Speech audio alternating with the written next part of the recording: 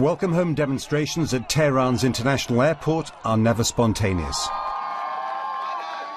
But Iranian reformists want to believe the homecoming negotiators' message that they extracted a deal that preserves Iran's national dignity, leaves it less isolated, and takes the pressure off their pockets. Most sanctions imposed against Iran were hitting the economy. What Mr. Zarif did leads to the release of some Iranian assets.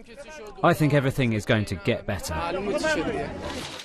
Javad Zarif, Iran's foreign minister, is using caution to sell the deal he made in Geneva. On Iranian TV, he used the same word as his Western counterparts about the Geneva commitments: reversible.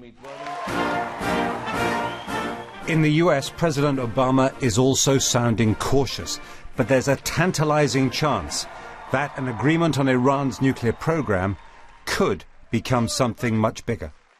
If Iran seizes this opportunity and chooses to join the global community, then we can begin to chip away at the mistrust that's existed for many, many years between our two nations.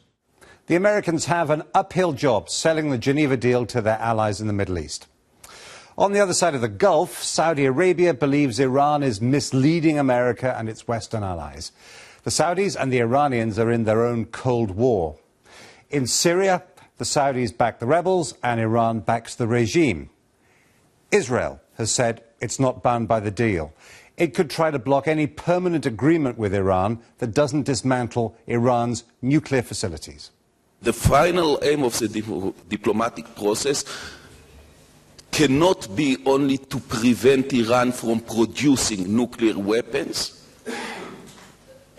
but to prevent Iran the capability of producing nuclear weapons.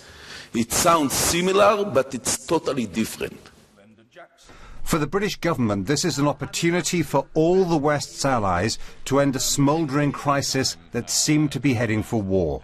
We have to be very clear that these are compelling arguments for the agreement. Of course, we would discourage anybody in the world, including Israel, from taking any steps that would undermine this agreement, and we will make that very clear to all concerned.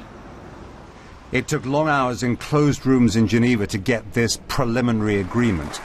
Only when they come to a permanent deal will it be time to talk about a moment of history.